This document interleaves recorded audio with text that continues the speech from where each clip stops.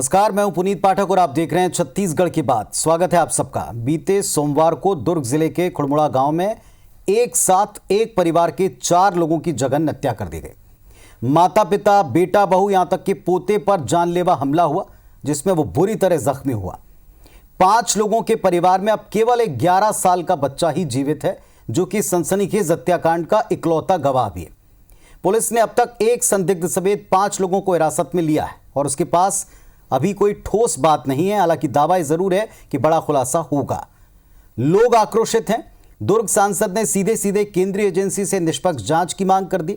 इस सनसनीखेज हत्याकांड में पुलिस के सामने और पुलिस के लिए कई सवाल हैं। सब पर विस्तार से बात करेंगे। पहले एक रिपोर्ट दिखाते हैं।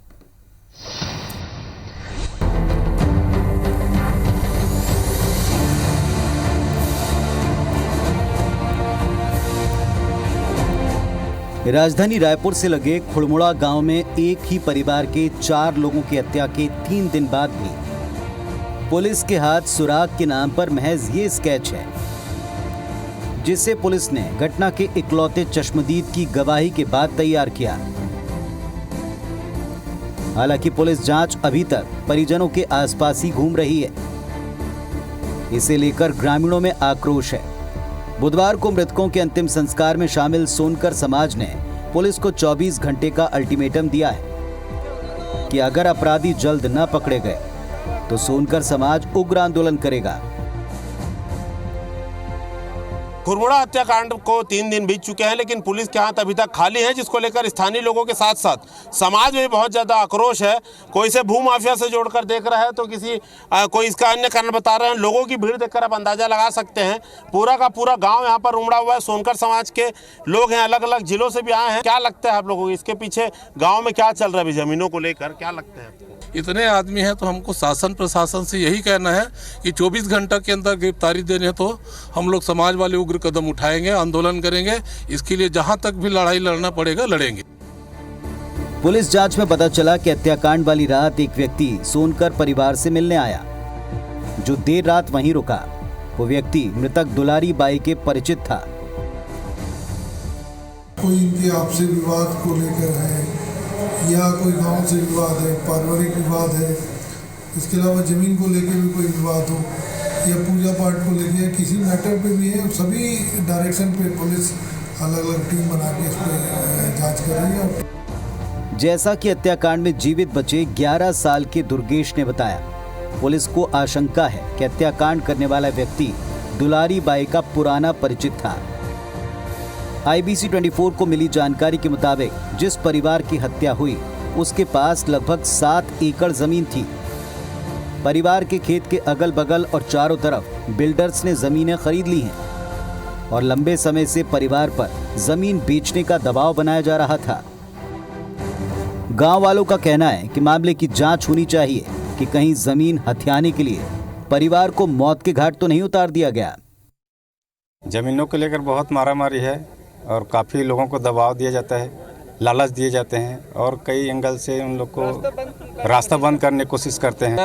कोई बोलते रास्ता रेंगन नहीं देवा है या कुछ ऐसे कुछ प्रॉब्लम ऐसे सुनाई आते। हर चीज अपने मेहनत से करते थे और अपने मेहनत से ही ये लोग जमीन इतना खरीदे हैं, बनाए हैं। बेचना नहीं चाहते। इन लोगों को बेचने की कोई जरूरत नहीं थी और जमीन खरीद सकते थे। जाहिर है खुड़मुड़ा हत्याकांड को लेकर कई सवाल हैं। क्या जमीन माफियाओं ने करवाई है 4 लोगों की हत्या? आखिर सामूहिक हत्याकांड से किसे होगा फायदा? पुलिस ने जिन दलालों को हिरासत में लिया वो कौन है? आखिर रातों रात क्यों करना पड़ा चारों का अंतिम संस्कार? सवाल ये भी, आखिर 3 दिन बाद भी पुलिस के हाथ खाली क्यों हैं? घटना को लेकर सवालों के साथ सियासत भी शुरू हो गई। दुर्ग से बीजेपी सांसद विजय बघेल लगातार गांव का दौरा कर रहे हैं। राज्य सरकार पर गंभीर आरोप लगाते हुए इस घटना की निष्पक्ष जांच की मांग की है। और अभी पुलिस की कार्रवाई सिर्फ परिवार वालों को ऊपर सीमित कर दी है।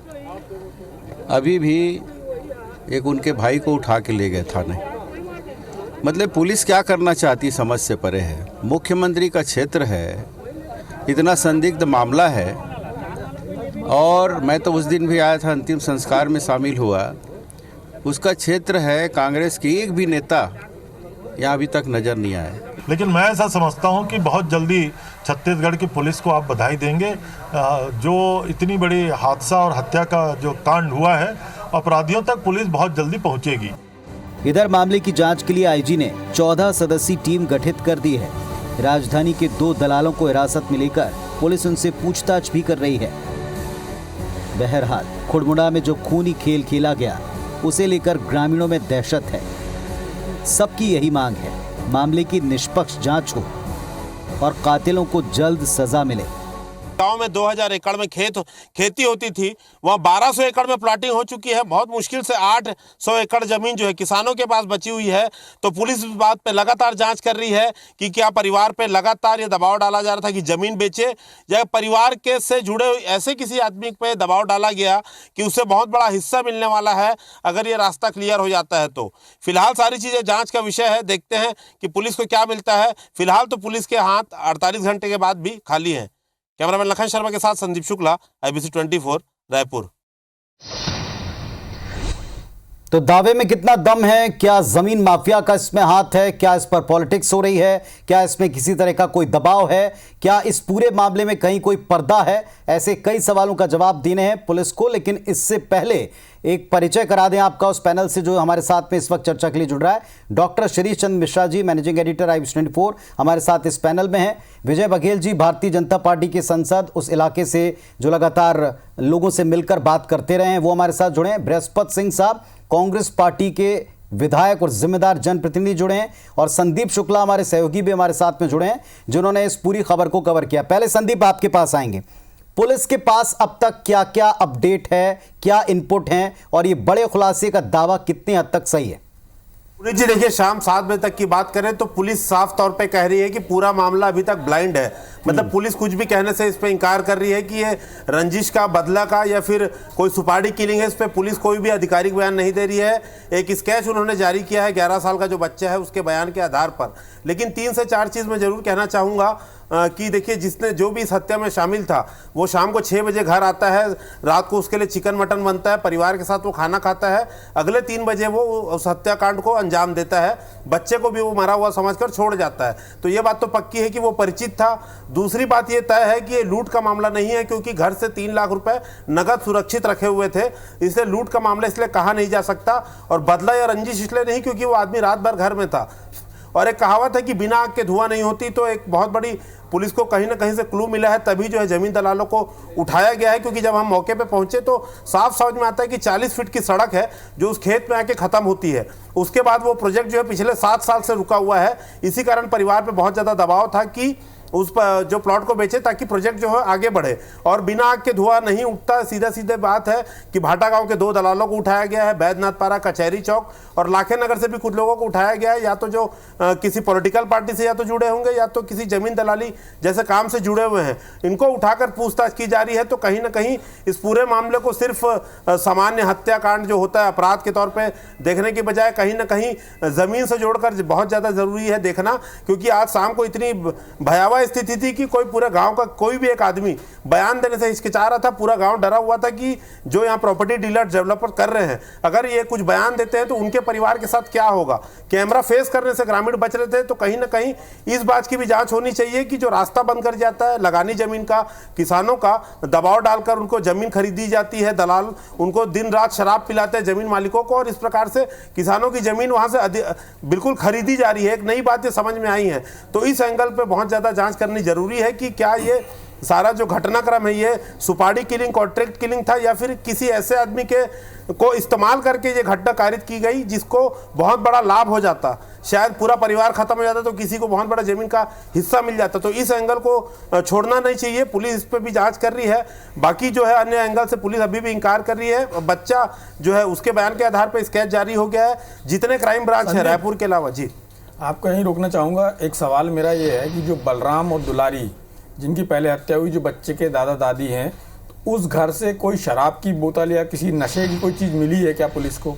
देखिए, एक शराब की बोतल है। जो बलराम सोनकर है वो शराब नहीं पीते थे, जो महिला है वो शराब पीती थी, लेकिन पुलिस उस बात को लेकर बहुत ज़्यादा कुछ कह नहीं पा रही है, क्योंकि अभी तक एक आदमी की मौजूदगी दर्ज हुई है संख्या, लेकिन पुलिस आशंका जता रही कि और भी लोग इसमें शामिल थे। लेकिन जिस प्रकार से जो घर में खाना और सब कुछ हुआ, रोहित भी उस समय मौजूद था, तो शराब को लेकर या किसी और जो घटनाक्रम जैसे अवैध संबंध और सारी चीज़ें आती हैं उसको लेकर पुलिस ने साफ साफ नहीं कहा है, इसलिए हम उस बात पे जा भी नहीं रहे कि और संदीप विजय बघेल जी के पास जाते हैं, क्योंकि विजय बघेल जी उस क्षेत्र के सांसद हैं, पहले विधायक भी रहे हैं। बघेल जी, आपको प्रारंभिक तौर पर आप 2-3 बार गांव गए हैं, आपने गांव वालों से बात की है, गांव वालों ने निश्चित रूप से आप जनप्रतिनिधि रहे हैं तो गांव के लोगों के साथ आपका मिलना जुलना रहा है विधायक के रूप में, और आप सांसद हैं तो भी। तो आपको प्रारंभिक तौर पर क्या गाँव वालों ने बताया, किस चीज़ की आशंका जताई?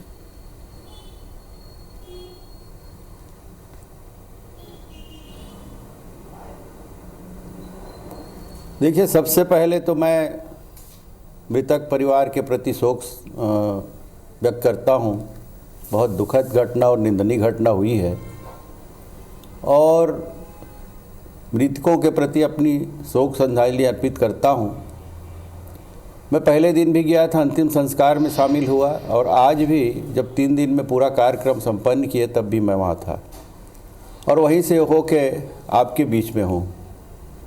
आज पूरा समाज वहाँ एकत्रित था, आज पूरी भीड़ थी, सबके जुबान से एक ही चर्चा थी कि मुख्यमंत्री का क्षेत्र है, और मैं भी वही बात कहना चाहूँगा, और वो का बात हमेशा कहता हूँ। मुख्यमंत्री जी का घर जो है कुरुड्डी, वो भी 12-15 किलोमीटर दूरी पे ये गाँव है।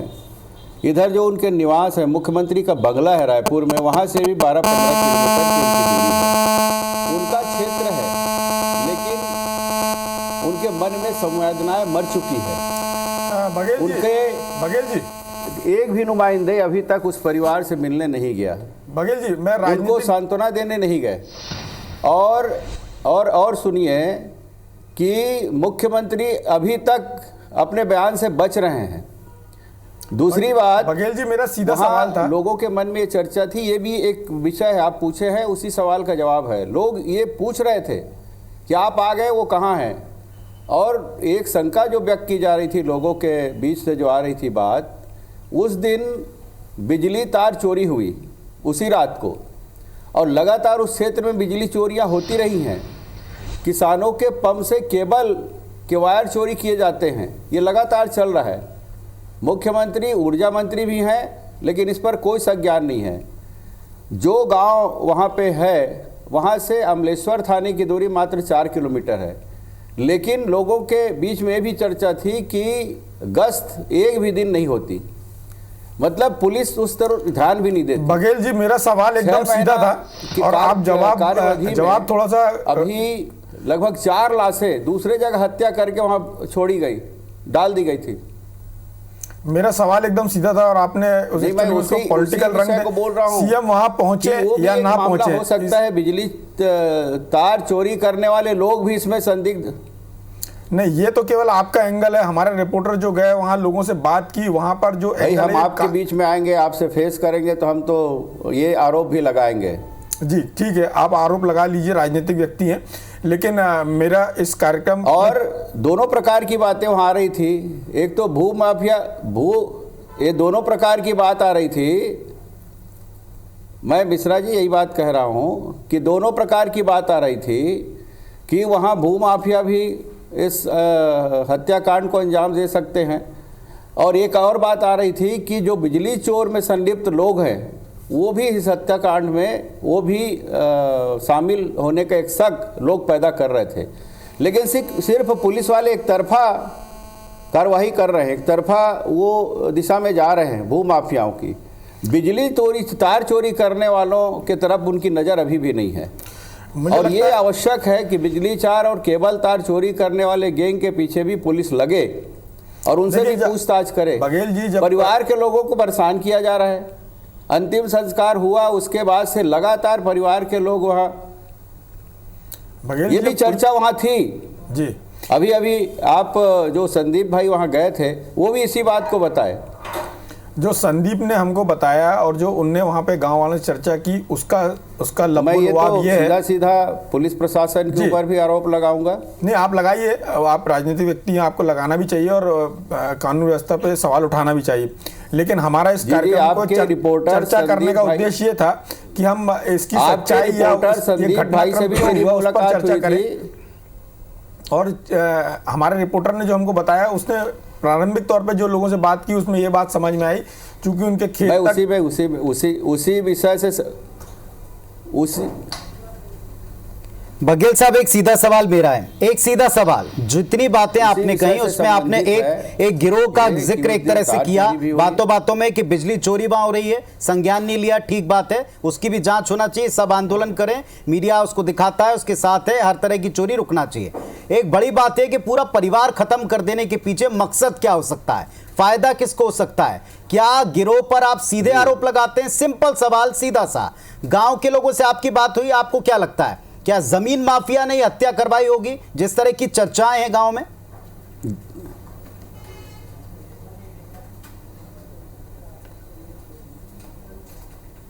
मेरा कहना है कि दोनों तरफ ये पुलिस की कार्रवाई चलनी चाहिए। एक तो बिजली चोरी वाले, तार चोरी करने वाले गिरोह के ऊपर भी, और एक भू माफिया के ऊपर भी। यही चर्चा, सामान्य चर्चा लोगों के बीच में वहाँ गांव में थी।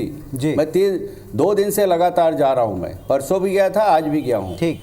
और लोग खुल के मेरे से बात करेंगे, पुलिस से कम करेंगे, आपके बीच में कम करेंगे, लेकिन मेरे से तो खुल के बात करेंगे। यही बातें चल रही थी, ये भी बातें चल रही थी मुख्यमंत्री, इसीलिए आपको जोड़कर, चूंकि आपसे जोड़कर बात करें। पुल में जो खुड़मुड़ा पुल है, वहां पे इससे पहले भी 4 लाशें मिल चुकी है, लेकिन पुलिस वाले निष्क्रिय हैं। चलिए, हमारे साथ में बृहस्पति सिंह साहब। बृहस्पति जी, एक तो भूमाफिया उस इलाके में सक्रिय है, दूसरा पुलिस पर आरोप है कि उस इलाके में चोरियां होती रहीं, उस गैंग पर कोई कार्रवाई नहीं की गई, पुलिस ने संज्ञान नहीं लिया, दूरियां गिना दी, बता दी थानों से कितनी कितनी है। क्या कहेंगे आप? सरकार आपकी है, दबाव पुलिस के ऊपर है कि जल्दी ढूंढे, जल्दी पता लगाए।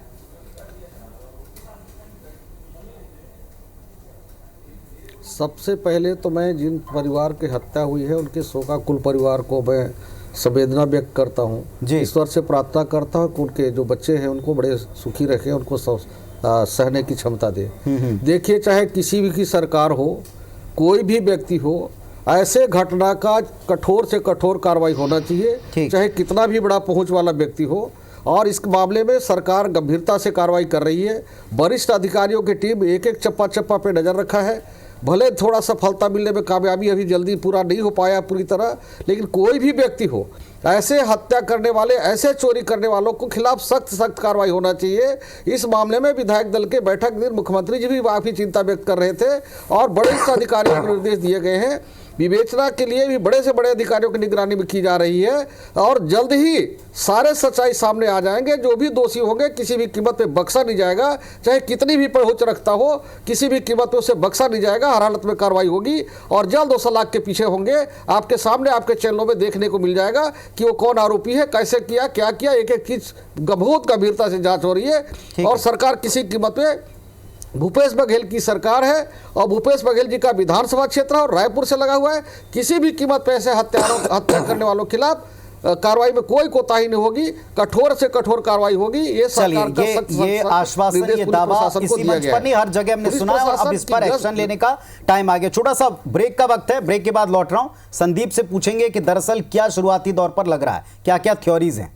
शिरीष जी, इस जघन्य हत्याकांड में इकलौता एक जो पूरा एंगल निकल रहा था वो जमीन माफियाओं से जुड़ा था और यहाँ विजय बघेल साहब ने एक नया तथ्य सामने रखा लोगों से बातचीत के आधार पर। क्या कहेंगे आप?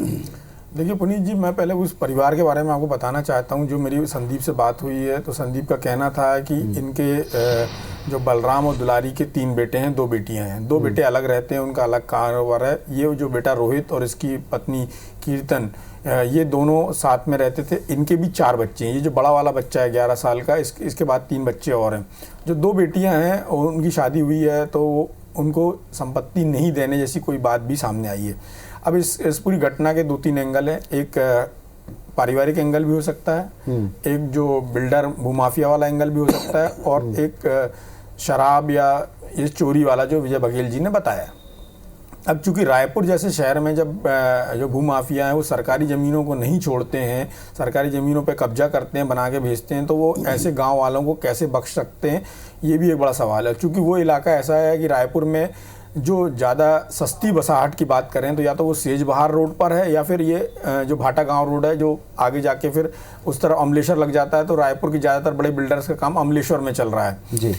तो उस जो संदीप ने बोला वो मुख्य रूप से वो बात तो पहले से सामने है ही, जिस पर उनका कहना है गांव वालों के अंदर दहशत है। गांव वाले बोल रहे हैं कि वो बिल्डर लोगों के खेत को चारों तरफ से घेर देते हैं तो उनके पास कोई चारा नहीं बचता है।